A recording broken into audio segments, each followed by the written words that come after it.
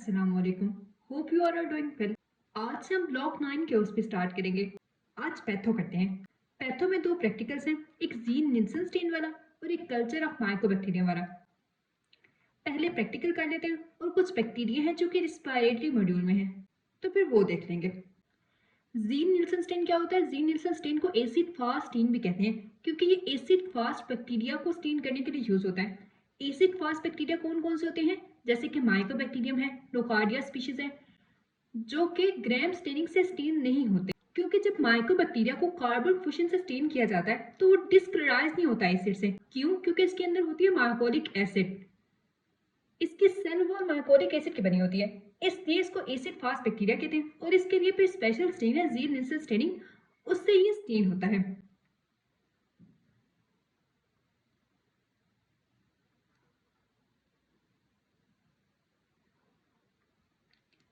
Use भी gene Nelson staining का यही है कि ये एसिड फास्ट ऑर्गेनिज्म को स्टेन करने के लिए यूज होती है। इसका प्रोसीजर क्या है?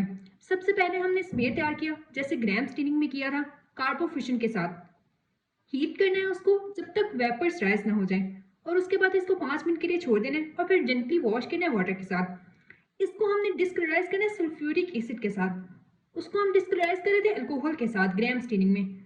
यहाँ पे सल्फ्यूरिक एसिड यूज होगा, 20% सल्फ्यूरिक एसिड यूज करेंगे 1 मिनट के लिए और फिर उसको वॉश कर देंगे।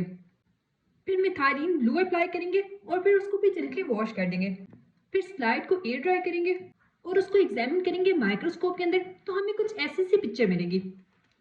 ये देखें, ये है एसिड फास्ट बेसिलर और पीछे ब्लू बैकग्राउंड है क्योंकि यहाँ पे मिथाइलिन ब्लू यूज किया था, क्योंकि यहाँ पे मिथाइलिन ब्लू यूज हुआ था। उसके बाद है H2SO4 की। यहाँ पे क्या यूजेस है? H2SO4 यूज हो रहा था एज अ डिक्लोराइजिंग एजेंट। ये रिमूव करेगा प्राइमरी स्टेन को from non acid fast bacteria making them appear colourless. और सल्फ्यूरिक एसिड रिमूव करता है अदर ऑर्गेनिजम्स। ये सिर्फ एसिड फास्ट बेसिलाई को रहने देगा, बाकी सारे ऑर्गेनिजम्स को रिमूव कर देगा और जो वेक्स प्रेजेंट है उसको भी रिमूव कर देगा सल्फ्यूरिक एसिड। फिर डिफरेंट बैक्टीरिया के लिए सल्फ्यूरिक एसिड की कंसंट्रेशन डिफरेंट होती है। जैसे कि माइकोबैक्टीरियम डब्ल्यू है, उसके लिए 5% H2SO4 होता है। एक्टिनोमाइसिस के लिए 1% है, नोकार्डिया के लिए 0.5% है और उसके बाद क्रिप्टोस्पोरिडियम वगैरह के लिए 0.25 to 0.45% है। इसमें हमें क्या रिजल्ट मिलेगा? जो एसिड फास्ट बैक्टीरिया होंगे वो स्टेन हो जाएंगे पिंक और फिर इसका बैकग्राउंड क्या होगा? मिथाइलिन ब्लू बैकग्राउंड होगा। तो जहां भी ऐसी पिक्चर आएगी वो किसकी होगी? जीन निल्सन स्टेनिंग की। और ये कौन से बैक्टीरिया को स्टेन करता है? माइकोबैक्टीरिया को, नोकार्डिया स्पीशीज को, एक्टिनोमाइसिस को, क्रिप्टोस्पोरिडियम वगैरह को स्टेन करने के लिए यूज होता है, जो कि ग्राम स्टेनिंग से स्टेन नहीं होते। फिर नेक्स्ट है कल्चर ऑफ माइकोबैक्टीरियम। माइकोबैक्टीरियम को हम स्टेन भी कर सकते हैं Z स्टेनिंग से। इसके अलावा हम इसका कल्चर भी कर सकते हैं। कल्चर करने के क्या स्टेप होते हैं? सबसे पहले डाइजेशन ऑफ स्पेसिमेन करनी है NaOH के साथ ट्रीट करके, सोडियम हाइड्रोक्साइड के साथ ट्रीट करके। फिर इसको सेंट्रीफ्यूज करेंगे, फिर उसको कल्चर करेंगे लोवेंसन जेंसन मीडियम के अंदर। इसके अंदर स्पेशल मीडियम होता है। ये हमने मीडियम में पढ़ा था ना कि सिलेक्टिव मीडिया होते हैं, जैसे कि LJ मीडियम है। ये किसके लिए यूज होता है? माइकोबैक्टीरियम के लिए। और इस कल्चर पे हमें रिजल्ट मिलेंगे 8 वीक्स के अंदर। लेकिन अगर हम यूज करते हैं लिक्विड बेटेक मीडियम, इसमें हमें रिजल्ट मिल जाते हैं 2 वीक्स के अंदर। क्यों? क्योंकि इसके अंदर रेडियो एक्टिव मेटाबोलाइट्स प्रेजेंट होते हैं। जब हम इसके अंदर बैक्टीरिया को कल्चर करते हैं तो कार्बन डाइऑक्साइड तो radio active carbon dioxide produce होती है, जिसकी वजह से हम डिटेक्ट कर सकते हैं कि बैक्टीरिया प्रेजेंट है या नहीं है। लिक्विड मीडियम को प्रेफर किया जाता है। क्यों? क्योंकि ये ऑर्गेनिज्म को रैपिडली ग्रो करा देता है as compared to that of agar, या जिसके हम कल्चर करेंगे LJ मीडियम के ऊपर तो हमें 8 वीक्स लगेंगे, जबकि हम लिक्विड बेटेक मीडियम पे करेंगे तो सिर्फ 2 वीक्स लगेंगे। तो इसलिए लिक्विड बेटेक मीडियम को प्रेफर किया जाता है। तो ये होगा कल्चर ऑफ माइकोबैक्टीरियम। अब हम बैक्टीरिया देख लेते हैं। इस ब्लॉक के एलोस के अंदर 8 रिस्पायरेटरी बैक्टीरिया हैं। इनके जो जो फीचर्स एलोस में पूछे गए थे उनका मैंने ऐसे टेबल बना लिया ताकि रिवाइज करना इजी हो जाए। लेकिन मैं अपनी प्रैक्टिकल नोटबुक के पेजेस पे लगा दूंगी PDF में, आप उसको भी एक दफा पढ़ लीजिएगा। चलिए शुरू करते हैं। सबसे पहले है प्रोटोडेला पर्टुसिस। इसकी मॉर्फोलॉजी क्या होती है? ये ग्राम नेगेटिव रॉड्स होते हैं, स्मॉल कोको बेसिलरी होते हैं, यानी कि कोकाई और बेसिलाई दोनों के सेंटर में होते हैं कोको बेसिलरी होते हैं। ये डिजीज क्या काज करते हैं? वुपिंग कफ करते हैं। इसके अंदर बायोकेमिकल रिएक्शंस, इसमें कैप्सूल होता है पॉलीसेकेराइड कैप्सूल होगा, कैटालिसिस टेस्ट भी पॉजिटिव होंगे, हिमोलाइसिस भी कराएंगे, ऑक्सीडेज भी पॉजिटिव होंगे। तो इसके अंदर पॉजिटिव क्या क्या है, कैप्सूल, कैटालिस, हिमोलाइसिस और ऑक्सीडेज। और नेगेटिव क्या क्या है, ग्राम स्टेन नहीं होता, growth in the Newton growth, Newton growth के अंदर ग्रो भी नहीं करते, सिंपल मीडिया के अंदर ग्रो नहीं करते, इसके लिए स्पेशल मीडिया होता है। तो ये हो गया नेगेटिव। उसके बाद इसके अंदर वीरनेस फैक्टर्स क्या होते हैं, इसमें पर्टोसिस टॉक्सिन होता है, जैसे हर बैक्टीरिया का अपना टॉक्सिन होता है ना, तो इसके अंदर पर्टोसिस टॉक्सिन है। इसके अलावा एडिनाइलेट साइक्लेज टॉक्सिन है और टेक्टिल साइटोटॉक्सिन होता है। तो इसके वीरनेस फैक्टर्स के ऐसे ही नेम याद रख लेने हैं। पता नहीं ओएसपी किस टाइप की आएगी, इसमें बैक्टीरिया के अंदर क्या है ओएसपी आ सकती है, लेकिन जो भी आया एलोस में तो यही है, जो एलोस में है वो कर लेते हैं, फिर देखा जाएगा। उसके बाद मोड ऑफ ट्रांसमिशन, ये सारे ही रिस्पायरेटरी बैक्टीरिया हैं, इसलिए सबके रिस्पायरेटरी ड्रॉपलेट से ट्रांसमिशन होगी। पैथोजेनेसिस क्या है, ब्रोटेडेला इनहेल होता है, अटैच कर जाता है एपिथेलियम ऑफ रिस्पायरेटरी ट्रैक्ट के साथ, टॉक्सिन प्रोड्यूस करता है, कौन सा, प्रोटोसिस टॉक्सिन, और बाकी सारे टॉक्सिन प्रोड्यूस करता है अपने, सिलिडी पैरालाइसिस करा देता है। अब जो सिलिया होते हैं रिस्पायरेटरी ट्रैक्ट के अंदर, वो क्या करते हैं, वो म्यूकस को एक्सपेल कराते हैं, म्यूकस को अकुमुलेट नहीं होने देते। जब सिलिया पैरालाइज हो जाएंगे तो म्यूकस अकुमुलेट करेगा, जिसकी वजह से कफ होगी। फिर आ जाते हैं इसकी लैब डायग्नोसिस। लैब डायग्नोसिस में हम नेजोफेरेंजियल स्वैब लेंगे, उसका कल्चर कराएंगे। यहाँ पे देखा था ना कि ग्रो नहीं करता न्यूटन ब्लॉक के अंदर, तो इसके लिए स्पेशल मीडिया है, इसको कहते हैं वॉटेड कंगोल मीडिया। इसके अलावा पीसीआर और सीरोलॉजी भी करा सकते हैं। तो ये कल्चर मीडिया का नेम याद रखना है इसके अंदर, रोटेडेला पर्टोसिस के अंदर। फिर नेक्स्ट आ जाते हैं स्ट्रेप्टोकोकस नमूनी पे। स्ट्रेप्टोकोकस नमूनी तो ब्लॉक 8 में भी किया था। इसकी मॉर्फोलॉजी क्या होती है, ये ग्राम पॉजिटिव डिप्लोकोकाई होते हैं, लेंसेज शेप डिप्लोकोकाई होते हैं। ये ओएसपी में भी आया था, डिप्लोकोकाई 2 कोकाई होंगे, एक दूसरे के साथ जुड़े होंगे। ये डिजीज क्या कराता है, नमूनी है तो नमूनिया कराएगा, साथ में मेनिंजाइटिस, ओटाइटिस मीडिया बैक्टीरिया और साइनसाइटिस भी करा सकते हैं। इसके अंदर बायोकेमिकल रिएक्शन कौन कौन से होंगे, कैप्सूल इसमें भी प्रेजेंट है, ग्राम स्टेन भी करा सकते हैं, हीमोलाइसिस भी होती है और बाल सोर्बिलिटी भी पॉजिटिव होती है, लेकिन ये कैटालिस नेगेटिव होता है। वीरनेस फैक्टर्स क्या होते हैं, पॉलीसेकेराइड कैप्सूल है, न्यूमोलाइसिन है, आईजी प्रोटीज है और लाइपोटिकोइक एसिड होता है। इसका वो मोड ऑफ ट्रांसमिशन रिस्पायरेटरी है, तो रिस्पायरेटरी ड्रॉपलेट से ट्रांसमिट होगा। इसकी पैथोजेनेसिस क्या है, इसकी पैथोजेनेसिस इसके वीरनेस फैक्टर से रिलेटेड है। जो इसमें न्यूमोलाइसिन होता है ना इसके वीरनेस फैक्टर के अंदर, ये क्या करता है, ये अल्फा हिमोलाइसिस कराता है, आरबीसीज की ब्रेक डाउन कराता है। उसके बाद आईजीएफ प्रोटीज इसकी इन्हेंसमेंट करता है कि रिस्पायरेटरी टैग के साथ अटैच हो जाए, क्लोनाइज कर जाए वहाँ पे। और जो लाइपोटिकोइक एसिड होता है वो क्या करता है, वो एक्टिवेट करता है कॉम्प्लीमेंट को और साइटोकाइन की प्रोडक्शन कराता है। कैप्सूल नॉन फेगोसिटिक होता है, इसकी फेगोसाइटोसिस नहीं होने देता, क्योंकि नॉर्मली मैक्रोफेजेस न्यूट्रोफिल्स वगैरह करती है ना, तो ये फेगोसाइटोसिस नहीं होने देता। ये एल्वियोलाई के अंदर जाएगा, आउटपोरिंग ऑफ फ्लूइड आरबीसीज और व्हाइट ब्लड सेल्स करा देगा और इसकी वजह से कंसोलिडेशन ऑफ लंग्स हो जाएगी। कंसोलिडेशन का मतलब यह है कि जो लंग्स के अंदर फ्लूइड स्पेस होती है ना, फ्लूइड कैविटी होती है, उसके अंदर एयर होती है, अब एयर रिप्लेस हो गई है फ्लूइड से, पस या ब्लड से, तो ये कंसोलिडेशन ऑफ लंग करा देगा। फिर इसकी लैब डायग्नोसिस क्या होती है, इसमें हमें ग्रेप स्टेन के ऊपर लेंसेज शेप डिप्लोकोकाई मिलते हैं। कल्चर हम इसका करेंगे ब्लड अगार के ऊपर, अल्फा हिमोलाइसिस कराता है ब्लड अगार के ऊपर। उसके बाद ये बाल सोल्यूबल होता है, ऑप्टोजन सेंसिटिव होता है। ये ऑपोजिट होता है स्ट्रेप्टोकोकस विरिडेंट का, वो बाल इंसोल्यूबल होता है, ऑप्टोजन रेसिस्टेंट होता है। ये बाल सोल्यूबल है और ऑप्टोजन सेंसिटिव है। उसके अलावा यूरिन एंटीजन टेस्ट हो सकता है, पीसीआर है, कॉलिंग्स डिटेक्शन है, ये हो सकते हैं स्ट्रेप्टोकोकस नमूनी के अंदर। फिर नेक्स्ट है एच इन्फ्लुएंजा, हीमोफिलस इन्फ्लुएंजा। ये कैसे होता है, ये ग्राम नेगेटिव डॉट है जैसे ब्रोटिडेला था, और साथ में कोकोबैसिलरी है, यानी कि बैसिला और कोकाई के दरमियान का। ये भी मेनिंजाइटिस कराएगा, नमूनिया कराएगा, इनकी डिजीजेस भी मिलती जुलती हैं। अब पता नहीं ओएसपी में कैसे आएगा, वरना ये सारे तकरीबन सेम है। उसके बाद इसके बायोकेमिकल रिएक्शंस कैसे होते हैं, कैटालिस, ऑक्सीडेज और नाइट्रेट रिडक्शन इसकी पॉजिटिव होती है, मोटाइल नहीं होता और पिगमेंट इसके अंदर एब्सेंट होता है, अगर पिगमेंट प्रेजेंट होगा तो वो येलो होगा। उसके बाद वीरनेस फैक्टर्स के हैं, इसमें भी पॉलीसेकेराइड कैप्सूल होता है, आईजीएफ प्रोटीज होता है, एंडोटॉक्सिन्स होते हैं, ये भी ट्रांसमिट होता है, रिस्पायरेटरी है तो रिस्पायरेटरी ड्रॉपलेट से ट्रांसमिट होगा।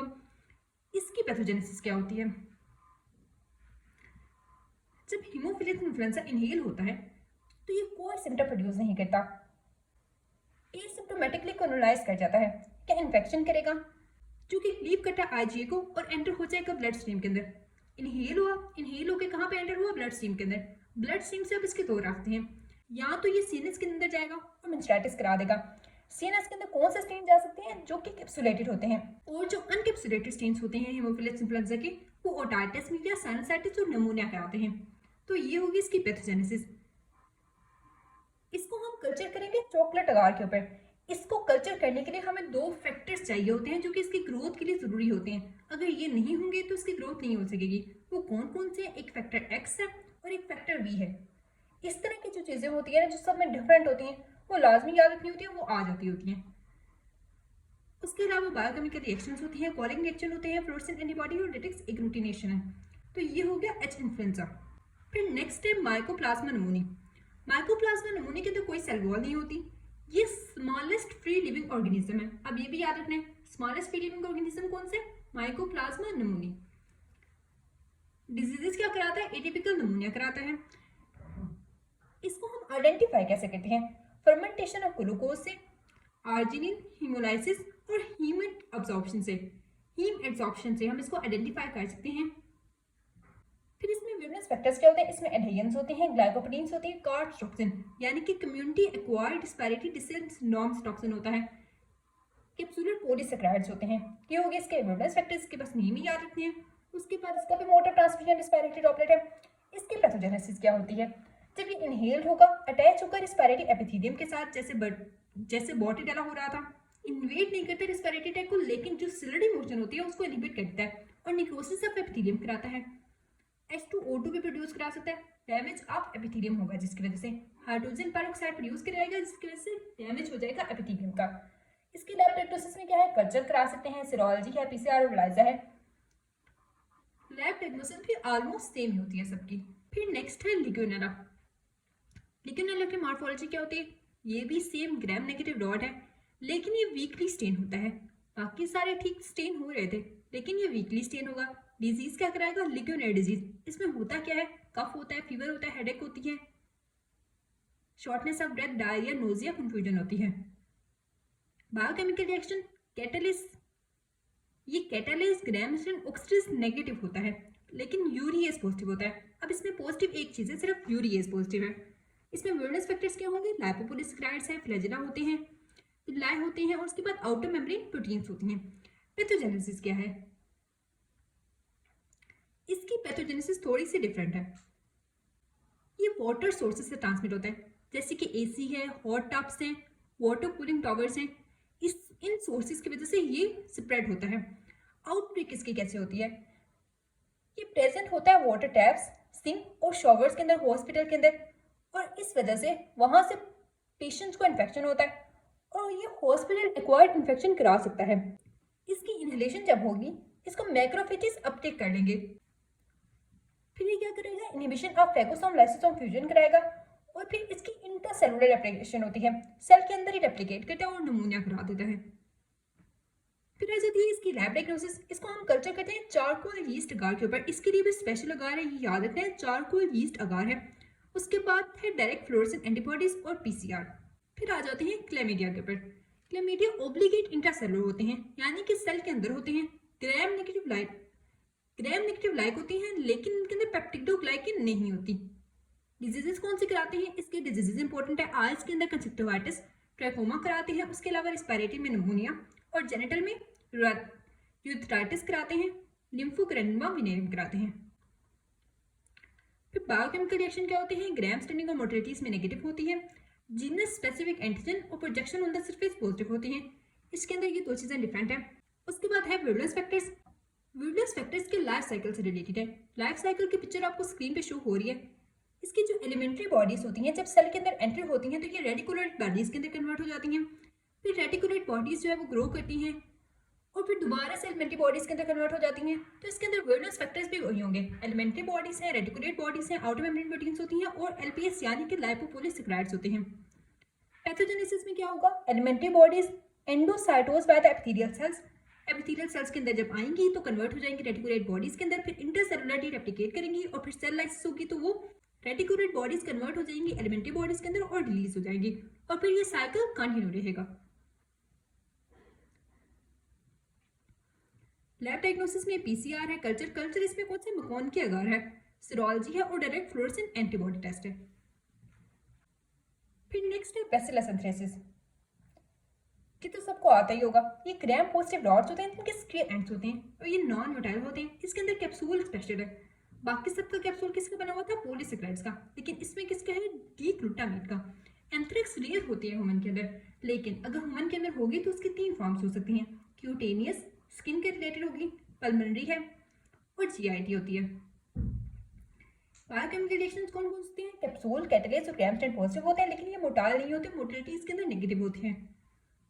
विरलेंस फैक्टर्स क्या होता है? इसके अंदर कैप्सूल होता है, लीथल टॉक्सिन होता है और एडिमा टॉक्सिन होता है। इसकी पैथोजेनेसिस भी इन टॉक्सिन्स के ऊपर ही बेस्ड होती है। इनको मिला के हम इनको कहते हैं कि ये एंथ्रेक्स टॉक्सिन है। जो एडिमा फैक्टर होता है वो क्या कराता है? वो साइक्लिक एएमपी को रिलीज कराता है, जिसकी वजह से फ्लूइड आउटपोरिंग होती है और एडिमा हो जाता है। जबकि जो लीथल फैक्टर होता है वो क्लीव करता है फास्फोकाइनेज को और सेल ग्रोथ को इनहिबिट कर देता है। इसके अलावा इनके पास एक प्रोटेक्टिव एंटीजन भी होता है जो कि पोर्स बनाता है।